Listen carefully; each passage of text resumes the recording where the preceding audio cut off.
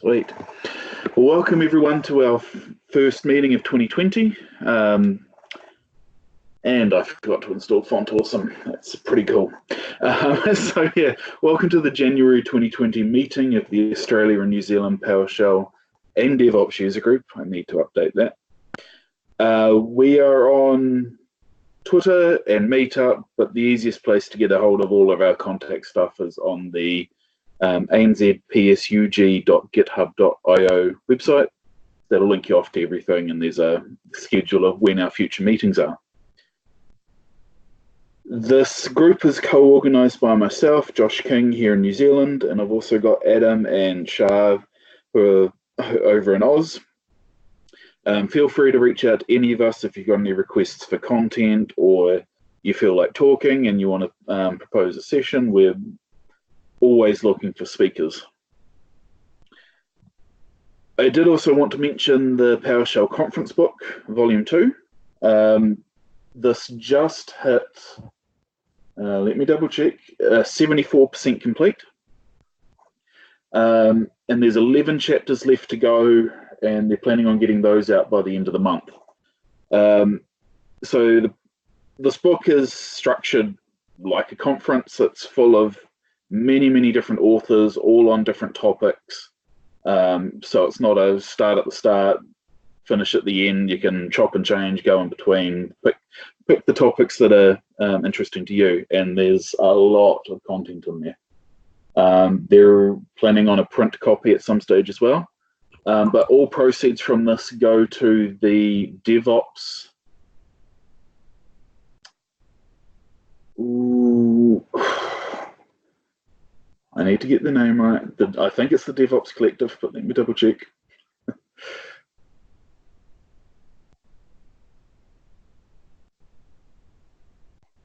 Well, it's PowerShell.org anyway. There's an on-ramp scholarship program for the PowerShell Summit, and proceeds from this book go to funding those scholarships to help get people into the IT ops industry. But as for tonight, we're joined by Hamish Watson. He's at the Hybrid DBA on Twitter. And he's going to be talking to us about how PowerShell made him a better data professional. So, Hamish, if you want to take over, all yours. Yeah, sure, mate. Thank you. I'll just find the right window. Let's try this one.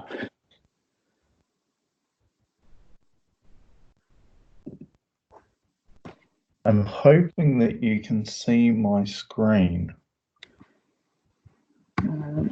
Yes, I can see it. Perfect. Cool. Alrighty. So yeah, g'day everyone. I'm Hamish Watson. I am in New Zealand, so it's about 10 o'clock at night.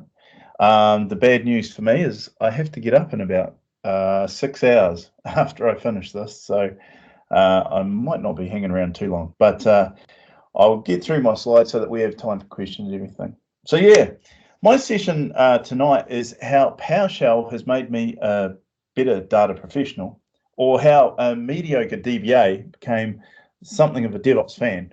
And it sort of migrated me away from being a purist DBA to actually being what I consider being a data professional, in that I could code as well as tune indexes. Alrighty, who am I? Okay, here we go. Yeah, Hamish Watson. I am MVP, data platform MVP.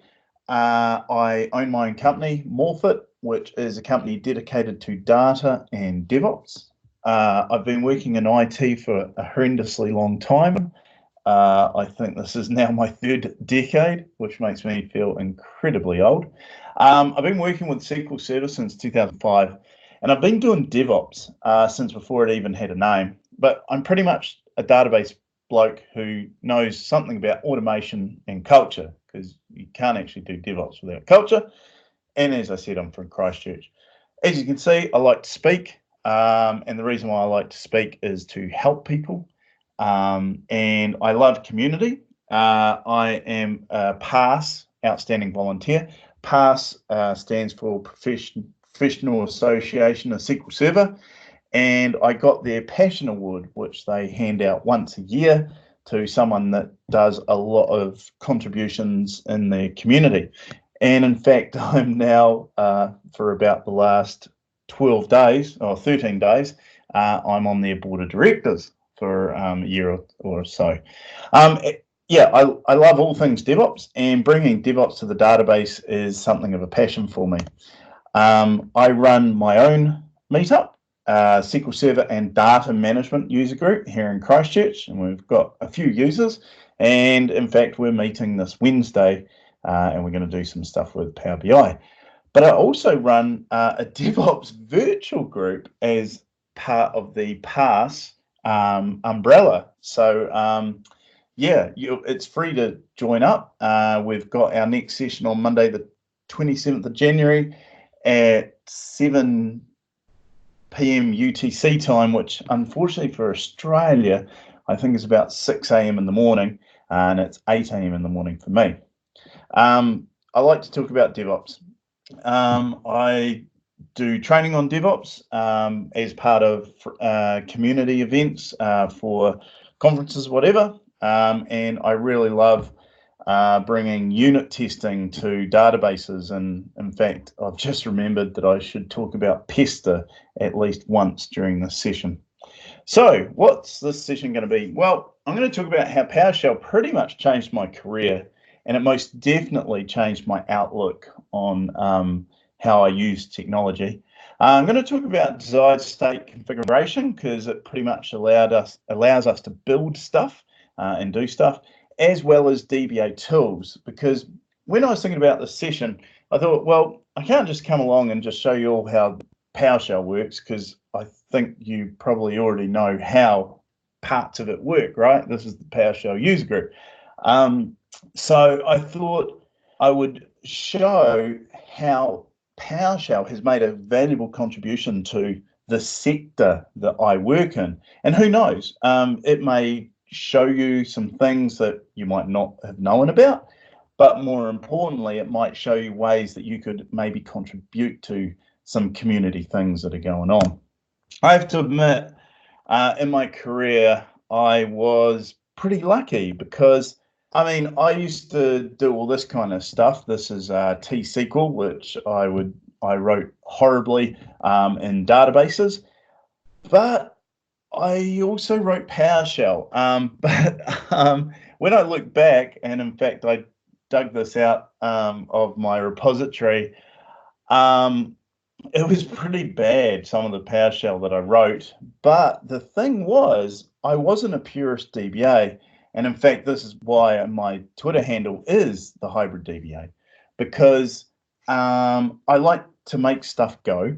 And I talked to developers, in particular application developers, to see how they made stuff go, and I learned things like source control back in 2010, and learned all the things that they did. And that sort of made me realize that I was doing something called DevOps. And the problem I had way back in 2011, though, was that because DevOps was only sort of 2 years old, everyone argued about it, about what DevOps was. It's kind of like, in Australia and New Zealand, when you're at a party, you generally don't talk about politics and religion. And I feel like in IT, we shouldn't. We were arguing about DevOps and Agile. Don't even get me on Agile. And so what I did was, back in 2011, the first rule of DevOps was never to say the word DevOps, because we spent more time arguing about it than actually kind of doing it. And they sort of morphed into this really long-winded description. And you might be thinking, why have you talking about all this DevOps stuff? Well, it's pretty much because last week I realized that you were the PowerShell and DevOps user groups. I thought I might as well put some DevOps in there. The thing is PowerShell has been a foundation for me in terms of embracing DevOps, and it enabled me to use our tools, PowerShell. We created a process. We automated a lot of horrible things that we were doing, and it meant that we could have reliable deployment of not software, but business value. And that sort of gets into another tenet of DevOps around why I have business value as my core goal, as opposed to delivering software. Because to be honest, as a data professional, when I make a change on a database or I write some PowerShell, clients don't care about that. They don't care about rows, columns, queries, indexes, functions, whatever. They care about the value. So anyway, as time went on, I got a little bit better at writing PowerShell. And in fact, this is a wee snippet of some PowerShell that I dug out of Octopus Deploy that we were going to use, doing backups. But the cool thing is, in this, I was writing pre-deployed backups using PowerShell in 2012. The cool thing is, and this is a small plug for Octopus Deploy, because that was also a very important tool in my journey into DevOps and PowerShell, because a lot of the Octopus steps and modules and everything are written in, guess what, PowerShell. But the cool thing I like about the SQL Backup Database template meant that I could stop writing PowerShell. I could get a bit lazy. And in fact, you might notice here, it's written by someone Geek NZ. And, out in the world of IT, anytime I see anything for both Australia and New Zealand, I always hone in on it. So Colin Campbell, never met you, but thank you so much for what you've done in terms of some of the templates and stuff that you've written for Octopus Deploy. I also got a little bit better in terms of using PowerShell. And here, back in the day, you'd set up, you'd install SQL Server using setup.exe, and you click next, and choose all the wrong defaults and do it in such a way that no two SQL servers were ever installed the same. And so part of this, around sort of 2014, I got better at PowerShell a little bit, and I started using it doing SQL Server installs. So one of the cool things about applying PowerShell to database automation is that some of the things that used to take 4 hours, we used to do manually, and we would, run scripts, manually. We didn't have continuous integration. But then what happened was we started standardizing our deploys, i.e. We would use build servers, and we'd start automating some of the things. So what we did was we automated some of the CI stuff. And again, we used a little bit of PowerShell there. And then we got down to sort of 5 minutes. This is the same deploy, by the way. And so we scripted our deploys, and this is where I really came into my fore in terms of scripting. Was any time that we had to do something, we looked at how we could automate it with PowerShell. Anyway, cut long story short, we got down to under 10 seconds, and we were doing continuous delivery. We were using Octopus Deploy in terms of our deployment, but again, the underpinning technology for Octopus Deploy was PowerShell. And again, the reason why I've chosen this is going from the left to the right is a journey of about 3 years. But in terms of what we could do for our clients in terms of the value, back on the left, those 4 hours, we always got every deploy wrong. And that's one of the reasons why it took 4 hours, because it was manual and it was horrible.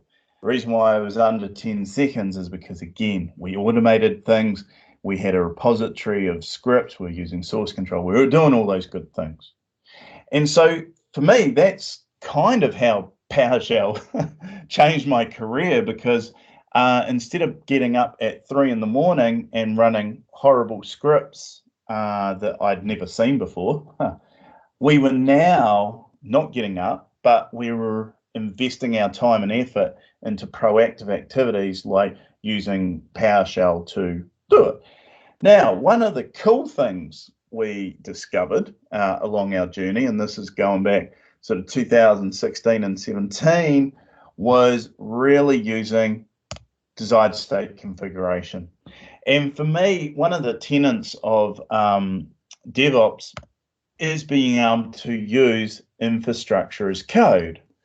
And so infrastructure as code means that instead of, again, getting our infrastructure team or our operations team to spend weeks building a server or installing SQL Server or building websites, building whatever, and giving it to us and it's wrong and it's not what we want, and every time when we want the second, web node in a web cluster farm, whatever, and it's completely different and they're all different because I installed it today, you installed it tomorrow, and someone else installed it next week, and they're all different, we can actually provision our resources, our infrastructure using code.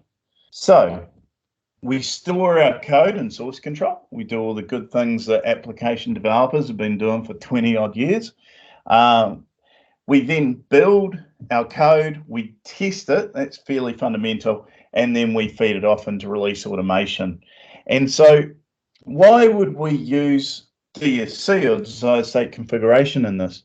Well, DSC gives us a framework that will enable infrastructure as code. And, when we look at how servers used to be provisioned, they're all physical servers, whereas these days it's we commission VMs, virtual machines.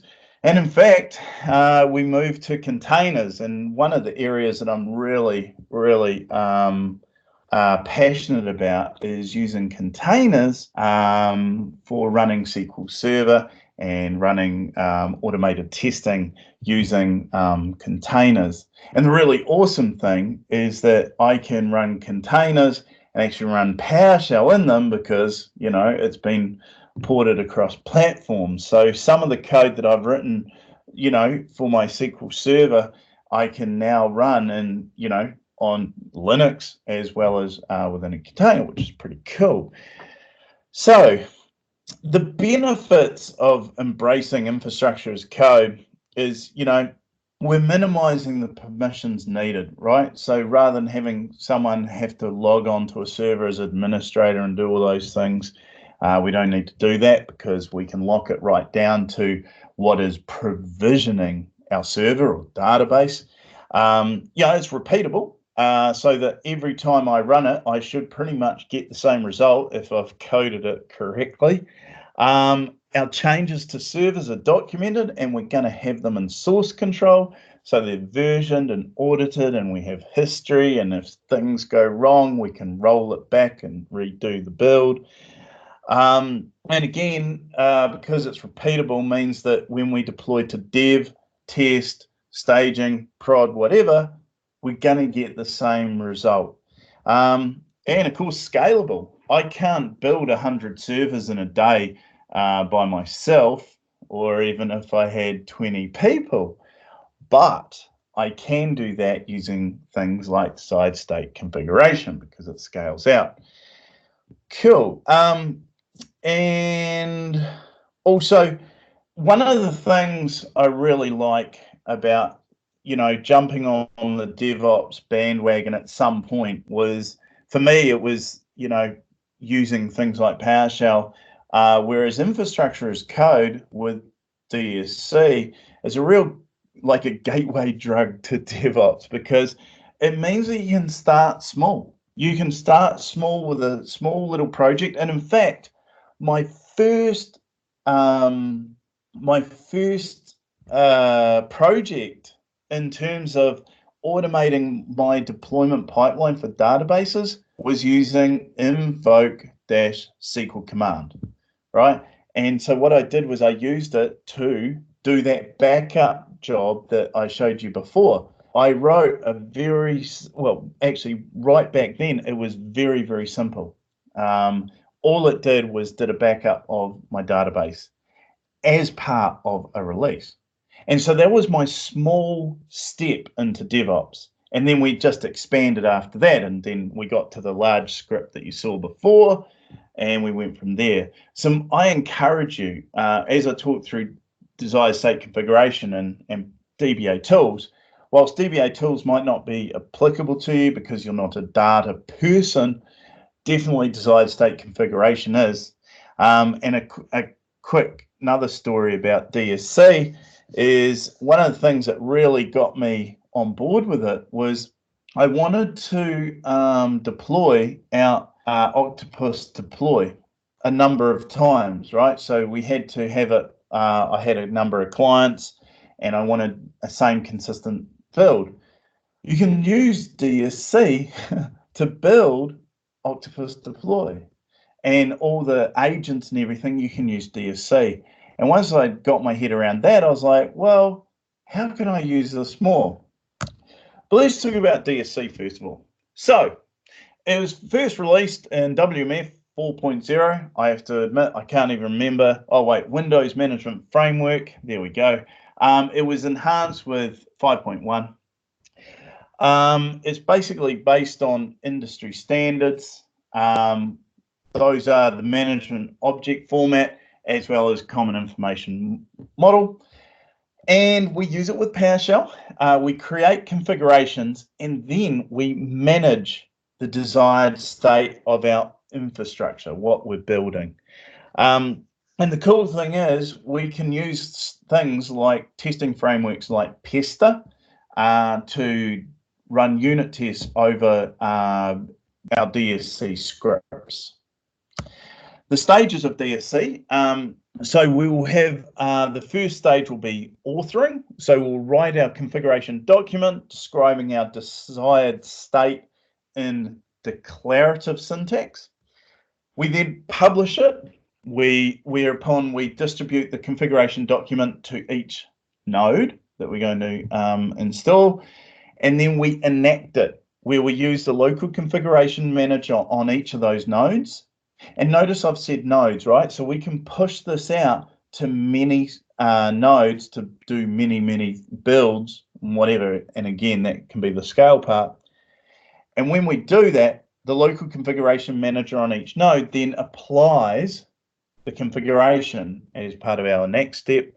And then with monitor, our LCM, local configuration manager, it then monitors for configuration drift and can automatically fix it, which is kind of cool, because how many times have you installed a server or database server or web server or whatever, and after 3-6 months, you know, it's out of sync with where your new build is, whereas by using desired state configuration, we can actually automatically fix that and resolve it.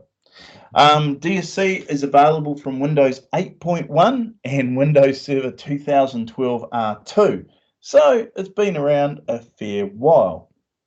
So the first step is where we're going to author it. And so what we have here is, I talked about declarative before. And so we have imperative, which basically means that we're explaining the steps to complete the task. Whereas declarative, the one below it, is describing the end state we want. And declarative makes authoring and maintaining our configuration way easier.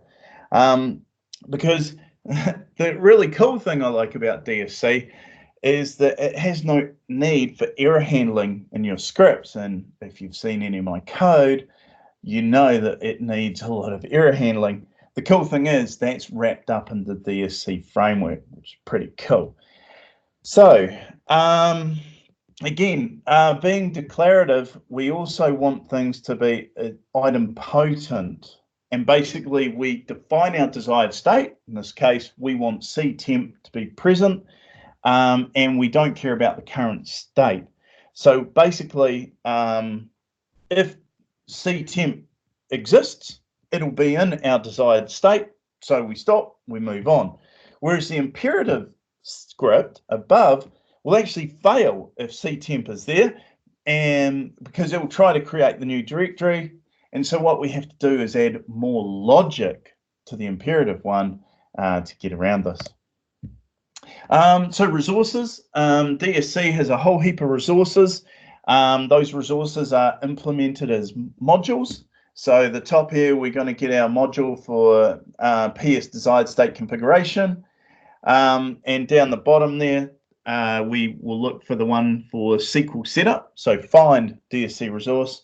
And basically each resource has a get, test, set function within it, right? And so again, for me, writing DSC, there was a learning curve associated with it. But the cool thing was DSC allows you the ability to sort of go down a level and actually write PowerShell and include it with DSC. So if you do actually have to hop out of DSC and write PowerShell, you actually can.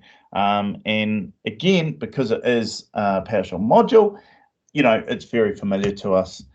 And SQL Server has its own DSC modules. So here we have SQL availability groups, SQL agent operator, SQL database, database owner, blah, blah, blah. And this is only a sample of the resources. And I looked back and basically in March of 2019, there were, and you can use find-DSC resource for this, which gets the number of resources in the gallery. So in March of last year, there was 1,406 modules, whereas 6 months later, there was, 1,583. So people are adding to this all the time. There's a massively awesome community effort behind this. In fact, I used to know, we used to have an MVP, Daniel Scott Ransford, who now works for Microsoft, but Dan did a whole heap of stuff around DSC and was really passionate about, getting more and more resources out there. SQL Server, the DSC, we've got 37 resources, hopefully growing all the time. And one thing I should note, you'll see here X Web Administration.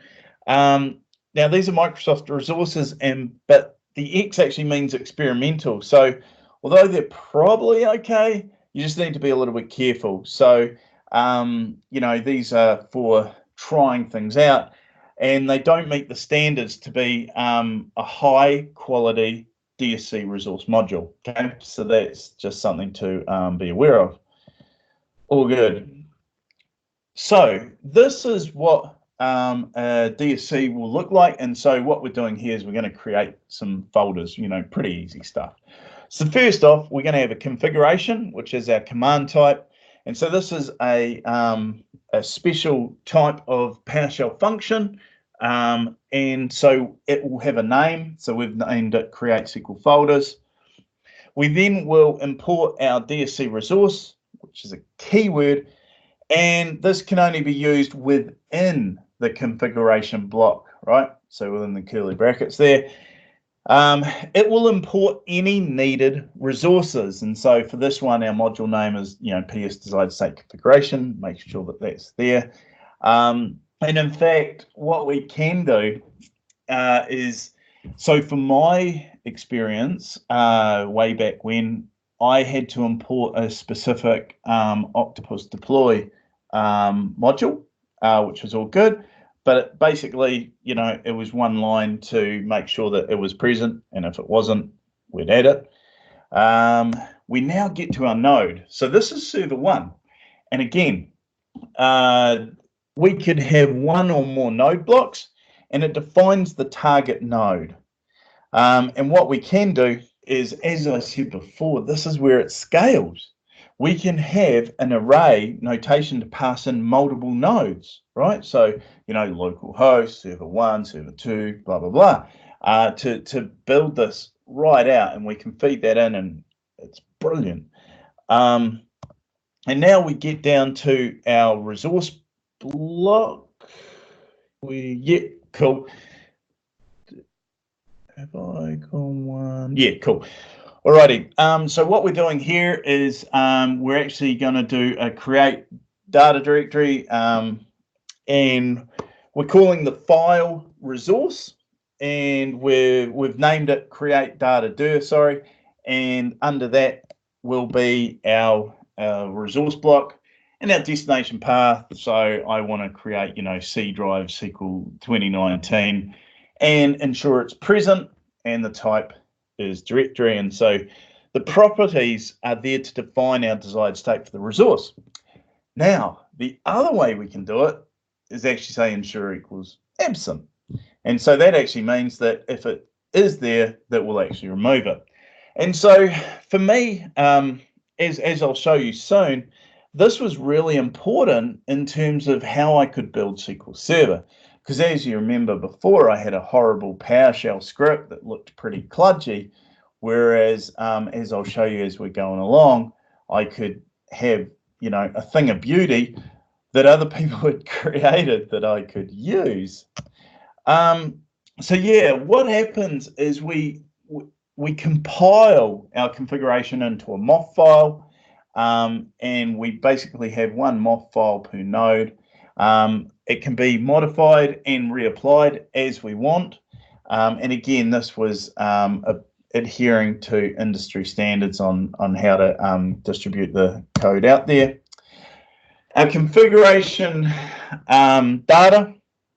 So basically, we separate data from our configuration, and so data is, like our server names, our folder paths, and data can be different for each environment. So we may want to use the same configuration for dev test prod, but the actual data that we have for them could actually be different, right? So we may say we want to ensure that there is a data directory that's on, C drive, SQL 2019, SQL data for dev, but in test it might be D drive, and prod it might be F drive, And to be honest, please don't ever install any SQL Server databases on C drive. Always have a separate drive. Anyway, so again, we use the same DSC configuration, but we use the configuration data to customize per environment. And the configuration can be a completely separate PSD1 file, whatever. It's all good. Right, so we've authored our stuff. Now we need to publish it. And so there's two ways. We can do a push, which actively applies a configuration to a target node, or we can do a pull. And this is where the nodes are registered with a remote pull service. So, the node checks pull service for configurations, pull them down, whatever. So that's all good. And then basically, we've got a couple of commands. We'll start our configuration, which delivers the configuration to the nodes, and it basically enacts our configuration. It makes it so. And so there's an example of where we are doing our Start-DsC configuration path, our output, computer name. We're going to wait, and we're going to have verbose, right? So we have some detailed stuff coming along. Then we can use publish. So this delivers the configuration to the nodes, doesn't actually apply the configuration, but we've got it out there, and we're now ready to do step 3, which is enact.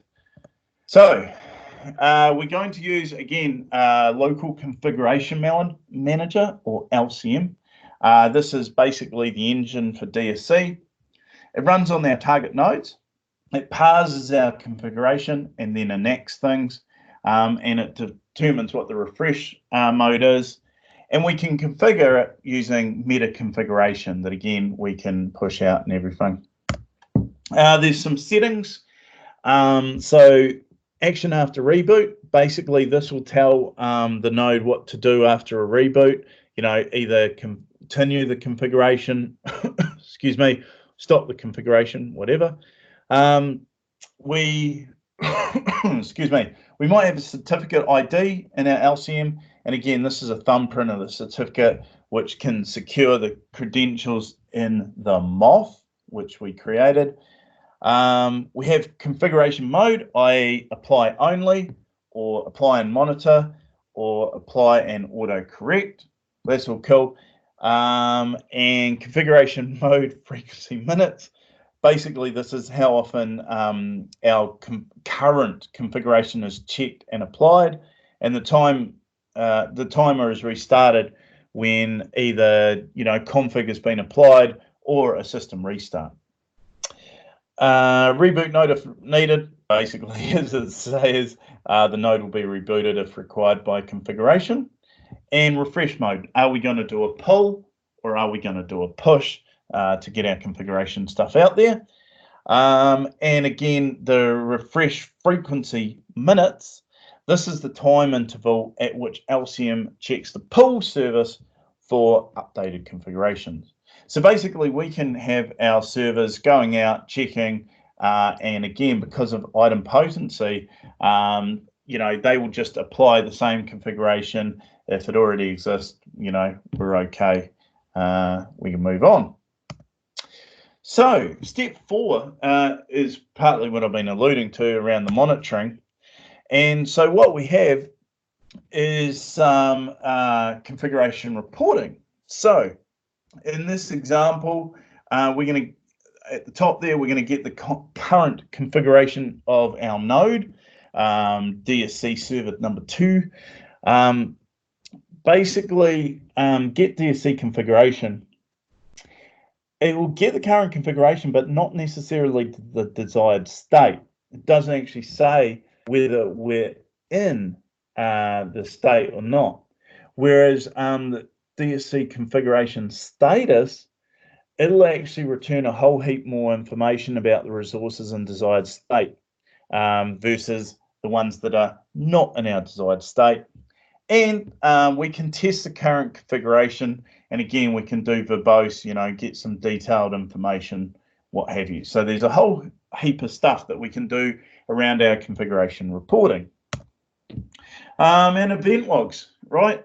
Because it's a bit of Windows, we can use the event viewer, and there's a number of logs that we can look at. One thing to note is that analytic and debug are not normally enabled by default.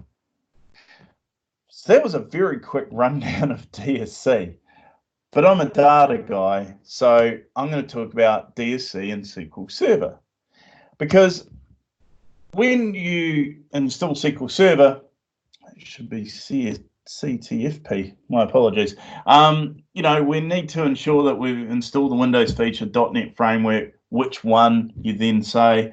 We've got to create the directories for install data, logs, tempdb. We then got to install SQL Server, enable TCP/IP. We'll hopefully set our Windows firewall.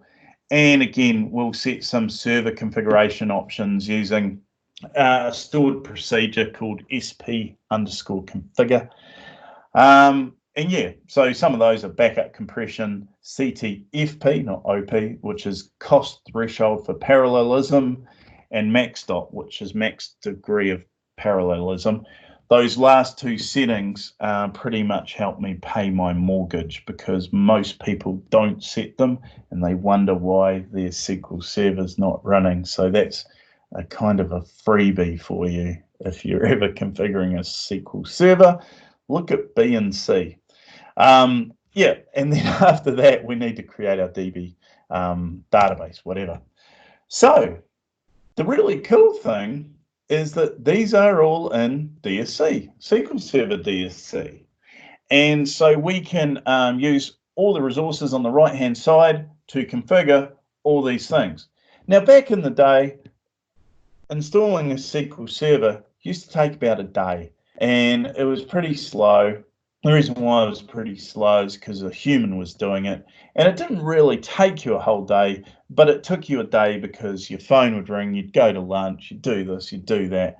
And so generally it's a day of sort of elapsed time, but I'd never get my SQL Server for probably a week. And again, the server configuration, right? So max dot was wrong, or CFTP was wrong, or backup compression was not on. And so then I'd have to go and, fix it, whatever. And so now we can use DSC to install SQL Server, and we can say, right, you know, we can variabilize everything.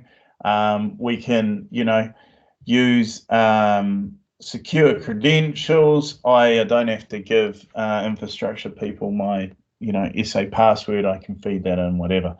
And again, we have a standard setup that we're going to use, whatever. And so for me, DSC has been invaluable in terms of standardizing my SQL Server estate, not just my server, but my whole estate. So, DBA tools. Well, the good news is that if you are looking after a SQL Server, you can now be quite lazy.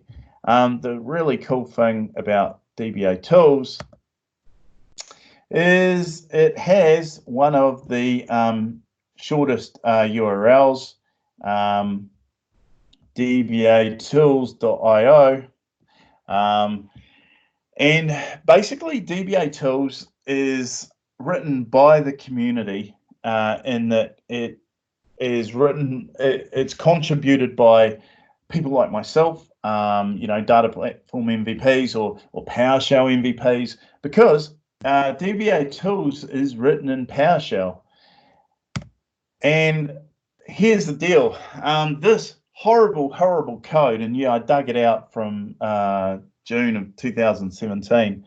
This code here was all about looking at availability groups and checking that stuff was okay, and you know, if it wasn't synchronized and all this kind of stuff. And it was part of a big long module of stuff that tried to synchronize things between nodes. Here's the deal. I had, well, there's 82 lines of T-SQL here, whereas I had a wrap around this of about 3 or 4 lines of PowerShell so that I could push it out and do this, that, and the other. Whereas with DBA tools, you know, going out to their website, they have a thing called Sync DBA Availability Group. Now, why have I chosen this? One of the things that kills the uptime or stability or usability of availability groups is jobs, logons, and custom errors. Those 3 things are generally not synced well across availability groups. An availability group is like a cluster. You have maybe 4 servers or nodes in your availability group. And so I've built node 1, you've built node 2, somebody else built node 3 and 4, whatever. I might have created 12 jobs on node 1, but how do I sync them across to 2, 3, and 4 and ensure that they're in sync, that any changes are, you know, copied across, blah, blah, blah. And logins, how do I do all that kind of stuff? And so again, you know, this is hundreds of lines of T-SQL that I would have to write, and I might have to wrap some PowerShell around it, and I'm not very good at that. I'm getting better. Do you know what I mean? Or we could use one line, one line of code, which is pretty cool. So what we have here in example 1, and one of the things I love about DBA tools is that there are examples. There's so many examples. So when you go and look at, you know, any of the commands, and we'll go to the website in a sec, there's examples because it's written for people that have met people like me. I need examples. You know, I can't think all the time very well. And so, yeah, some really cool examples. I like example 2 here because what it's doing, it's going to sync the following on all the replicas found in all AGs on the specified instance, you know, database owner, agent job, but we can do some exceptions, except for login 1 and login 2, and only syncs job 1 and job 2. which is pretty cool. And what does that look like? Well, it's that, you know. And if I had to write something that did that, it would be a lot of code, and it might work about 70% of the time. Alrighty, what are the requirements? Well, you got to have PowerShell version 3. Your server, you need to be running SQL Server 2000 and above. And the cool thing is you don't need any PowerShell for pure SQL commands. That's kind of cool. But yeah, you will need remote PowerShell enabled for Windows commands. Now, again, that depends how you run it. So yeah, recommended is version 5.1 of PowerShell, and to be honest, you should be on that anyway.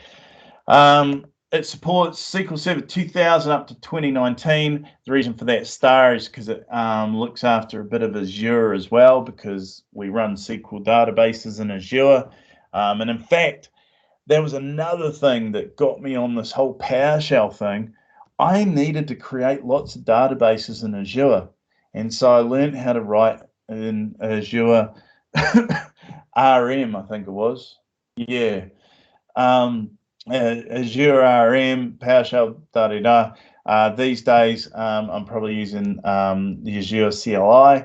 But the thing was, I learned so much having to create, you know, all those databases in Azure, because my premise was I wanted to spin a database up, do some things to it as part of my whole DevOps deployment pipeline, then delete it, and then spin it up whenever I wanted.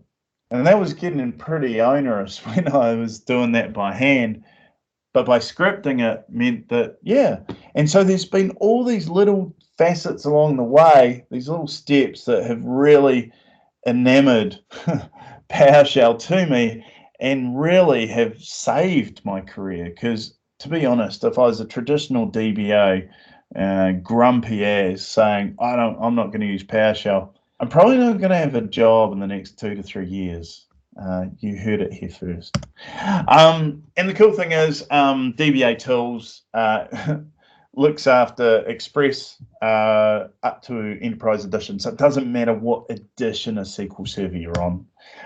It can work on clustered and standalone instances, and in fact, it's exceptionally valuable for clustered instances because they cause your typical DBAs a lot of grief, and they write lots of code to try and cater for it. Don't have to. You can use dbatools. Windows SQL authentication, easy as. Default named instance, yep, bring it on. What a default instance is basically the one that SQL Server installs with. If you had a named instance, you might have the instance called Hamish, or you might call it prod, dev, test, prod, whatever. You know, you might want to name your instance so that when you are connecting to a database, you actually have to stipulate what the name of the instance is. It's kind of a bit of a safety net for people like myself who just run something against everywhere. And yeah, multiple instances on one server, easy as. So how do you install on a connected machine? Well, install module dbatools, pretty easy. And you can actually scope it for the current user, whatever. Really awesome thing about dbatools, you can type in get help start DBA migration details. There is extensive documentation within each command.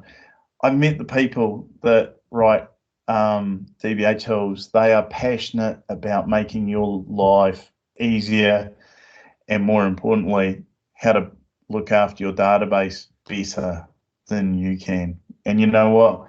I leave my ego at the door. If they can do something better than me, bring it on. I don't mind. I'll use that so that my database is more secure and, you know, better working hours for me.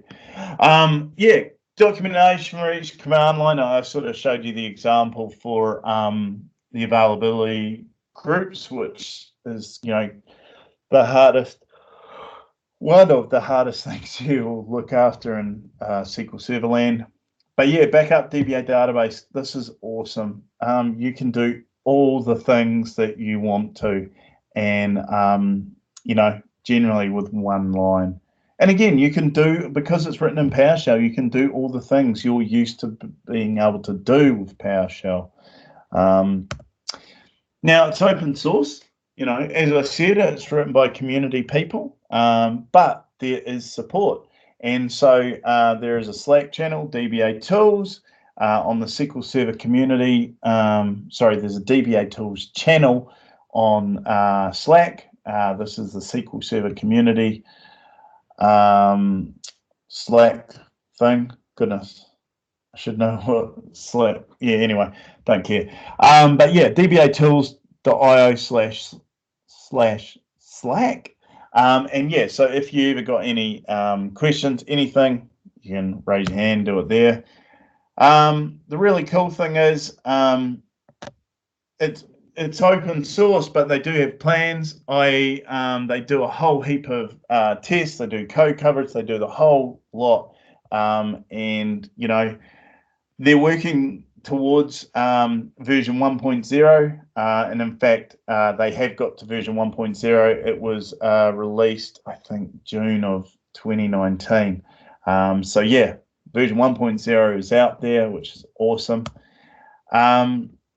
But yeah, because it is open source, you can influence and inform. And so you can do a pull request, you can log issues just as you would with any other repository on GitHub.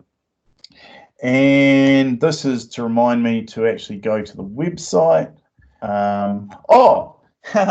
They have a Learn dbatools in a Month of Lunches book, which is written by Chrissy Lemire and Rob Sill. Rob Sill, a very good mate of mine.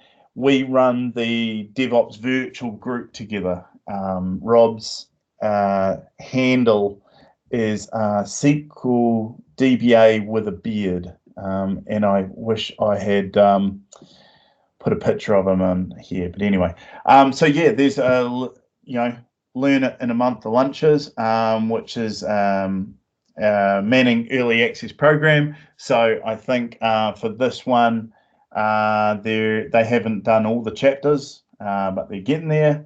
And I should have actually read this. Why can't afford to ignore PowerShell? All right.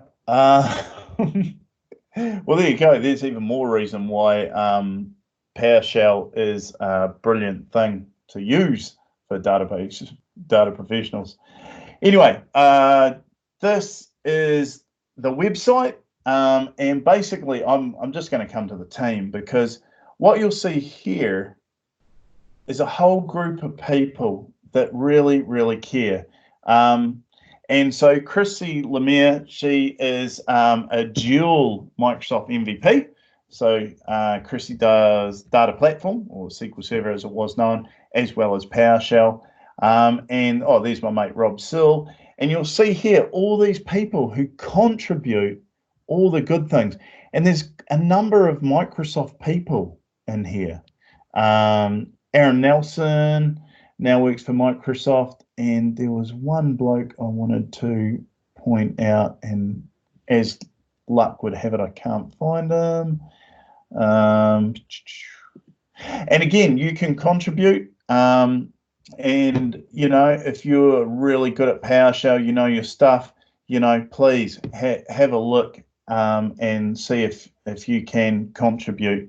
And so this is the GitHub repo for it, and I really wanted to show you the person. No, anyway, as I mentioned, there's a book, and you can actually sponsor, because all these people here are doing this for free. They don't get paid for this. And so what you can actually do is actually sponsor some of them.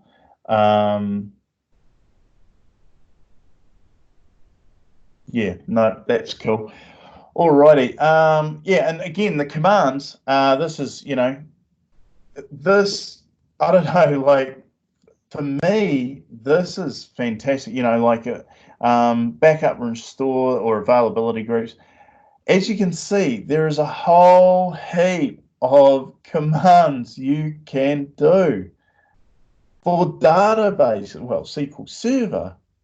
Using PowerShell. And so I don't know, let's do one. Actually, this is one I used not long ago, and this is DBA migration. So it'll migrate all databases, logins, database mail profiles. That was what I was after.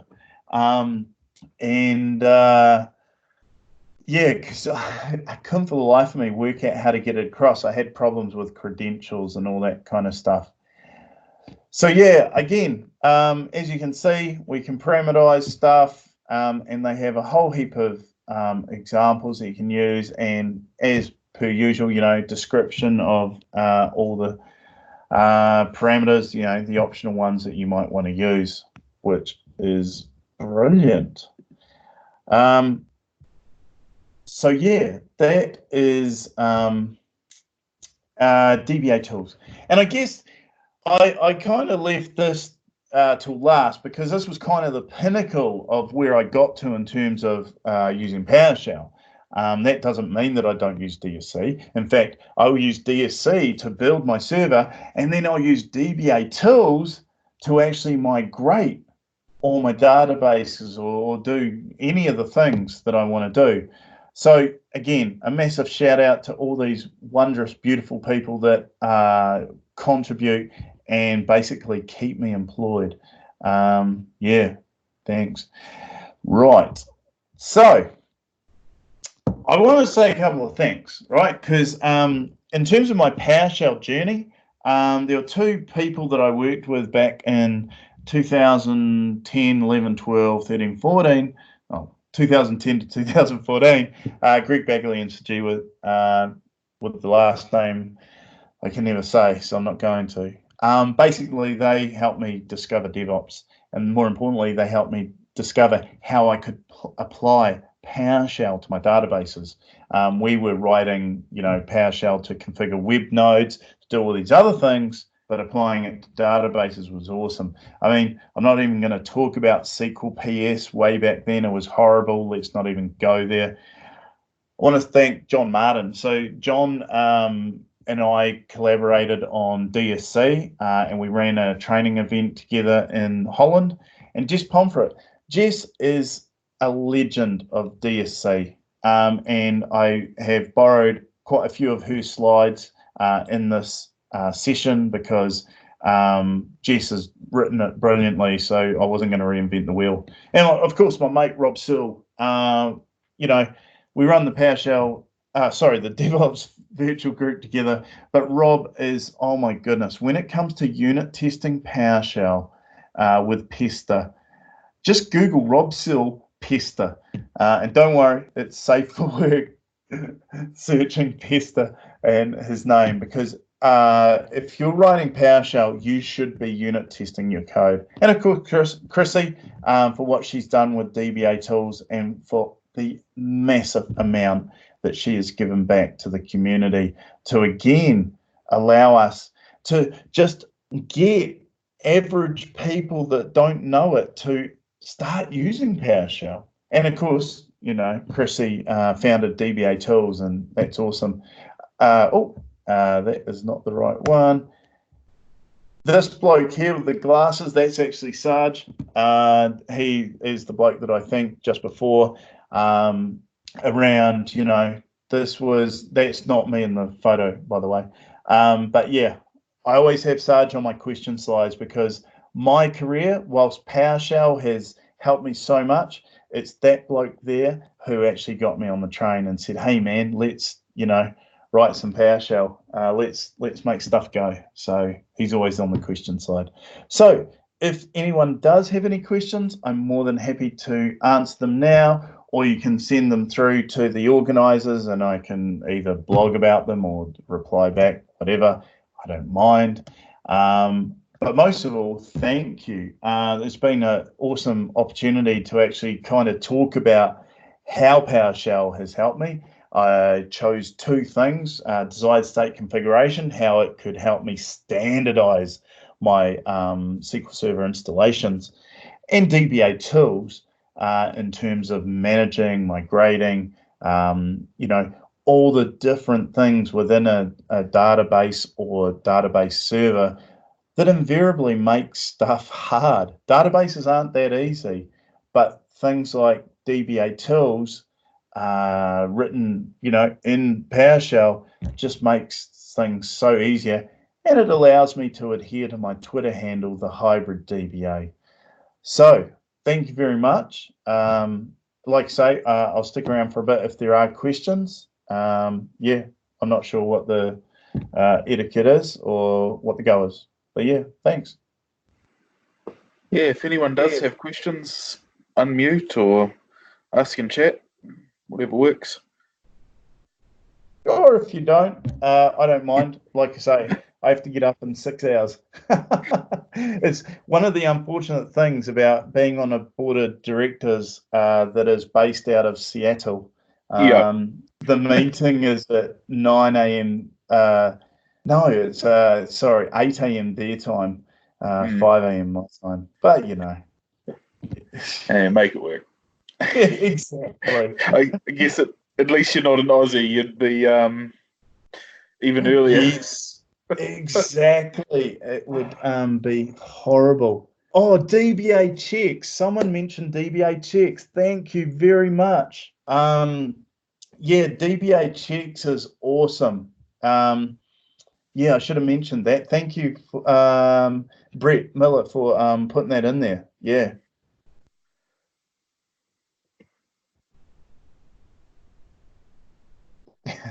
Well, all good. I'm actually just trying to look through the comments. Yeah, I think it was mainly me and Brett. Yeah, no, that's all good. But yeah, like I say, if you do have anyone send through some questions or anything, just hit me up, mate, and yeah, sure. I'm always answer. Awesome. Yeah, well, thanks for that, Hamish. Really enjoyed it. Yeah, no, my pleasure. It's a very similar journey to what a lot of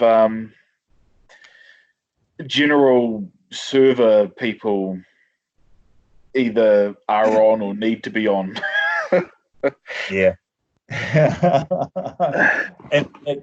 So I used to be an infrastructure person many cuts ago, and so yeah, I eventually got onto PowerShell, and it was the best decision I ever did because yeah, I couldn't scale what I was doing, and I couldn't do some of the things right, and so yeah, I think there's a great crossover between where people come from in terms of server management and now cloud management. Yeah. You just learn this stuff, and yeah, start small. Yeah, just try to, like I did, right? I went to my manager and said, hey, I've written some PowerShell that can run a SQL Server database backup, and you could tell he's looking at me going, what am I paying you for? You've just done a database backup, which is not even DBA 101, right? But the thing was, by doing that one line or 2 lines of whatever, it meant that I could fold it into the application development guys' stuff, or people's stuff. They were doing continuous integration and then doing deployments. Well, in that time, they would deploy all their app stuff and then literally email or ring someone to do the database backup because we had a disconnect. And that and those 2 lines of code meant that our actual deployments to SQL were a bit safer. But again, you got to start small. You can't, automate Rome in a day. No. It's the worst analogy ever, but you know what I mean. Yeah, all good. Well, I'm going to shoot off. It's been awesome. Look forward to meeting you, and thanks again for the opportunity. Yeah, thank you. No worries. Catch you later. Have a good one. Yeah, you too. Cheers.